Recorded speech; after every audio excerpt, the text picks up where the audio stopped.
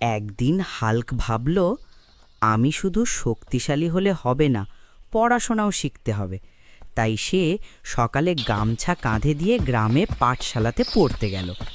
গুরুজি হাল্ককে দেখে তো ভয় পেয়ে গেলেন। গুরুজি বললেন, হাল্ক বাবা, আস্তে বসো, বেঞ্চ ভেঙে যাবে। হাল্ক অ আ ক খ শিখতে গিয়ে এত জোরে বলল যে পুরো পাঠশালা কেঁপে উঠল। বন্ধুরা হাসতে লাগলো, আর হাল্ক লজ্জায় সবুজ হয়ে গেল, আরও সবুজ। পড়া শেষ করে হাল্ক বাড়ি ফিরল।